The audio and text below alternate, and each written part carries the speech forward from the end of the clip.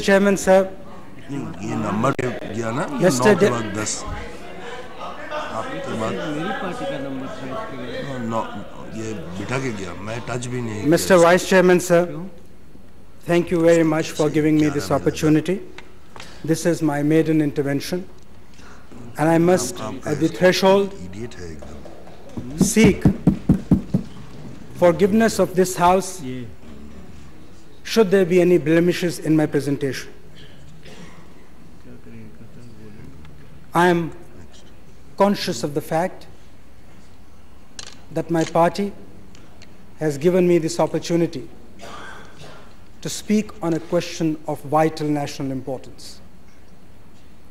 I want to preface my remarks, my presentation, by stating categorically that we do not consider Jammu and Kashmir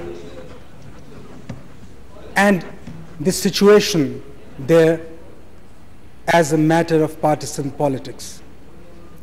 It is for this reason that my party and my leader has repeatedly and consistently reiterated our commitment to support the government in its resolve, in the nation's resolve to combat terrorism and to fight the enemy without and within. But sir, I would be failing in my duty as a parliamentarian and as a citizen of this country if I did not, in the utmost humility, share my concerns, share the anguish of my countrymen on this situation as it unfolds in our state of Jammu and Kashmir. Sir, in a sense, Jammu and Kashmir is a matter of the dignity of our citizens, of their inalienable right to live in peace and in security. It is also, sir, a question of the nation's honor. It is really a question of our capacity and our preparedness to defend our borders and to defend the lives of our innocent men, women, and children against a hostile neighbor determined to destabilize our nation. Therefore, sir, a much larger issue is at stake here. The issue really is, does this nation have the capacity, does this government have the means to defend our own against an unrelenting crusade of terror? I know, sir, that when I express myself, I would need to point out some of the inadequacies that we have seen, some of the perhaps shortcomings in our inability to formulate a comprehensive, calibrated policy on J&K. But if I say so, sir, I say so not to score a point. I say so only to share with the government our views in the hope that the government, as a representative of a united nation, will be able to get its act together, and when and if the need arises, a united nation would be able to defend our interests against a persistently hostile neighbor. Sir, the three questions that I ask myself are these. Have we been able to isolate Pakistan diplomatically? Have we been able to commit force and the strength of our army effectively in aid of our diplomacy? Have we, sir, succeeded in committing political power to the highest purpose of securing national unity and our territorial integrity? I wish with all my heart that I could answer these questions in the affirmative.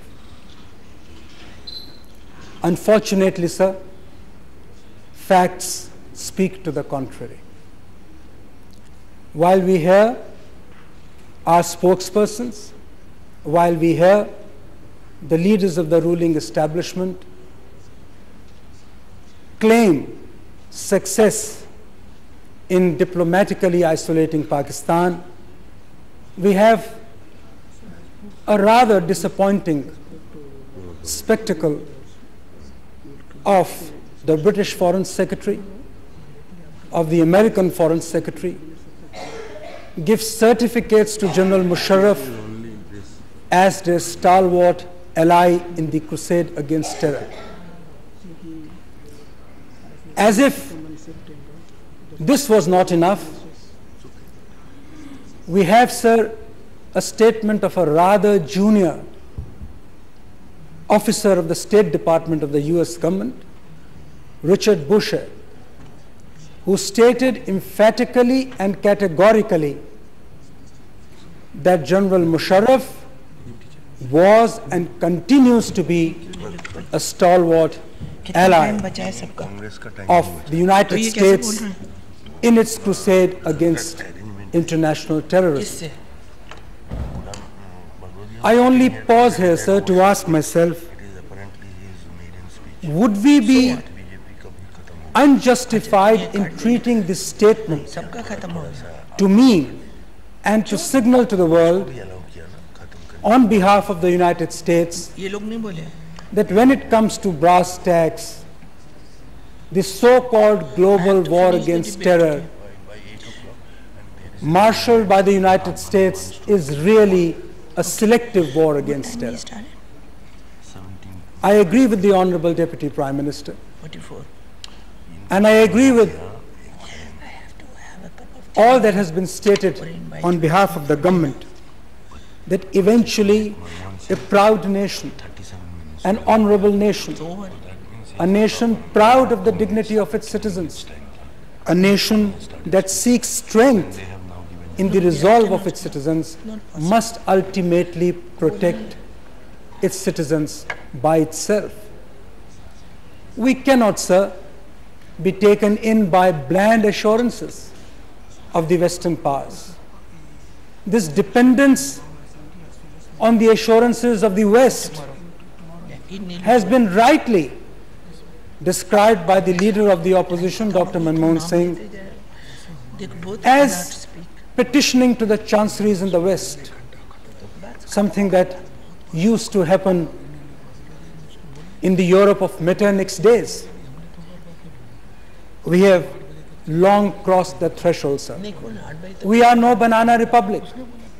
That is why I would like to know what are the concrete steps that we need to take to augment the inadequacies of this nation in fighting the war. And I talk of the inadequacies, sir, because while opinion is free, facts are sacred.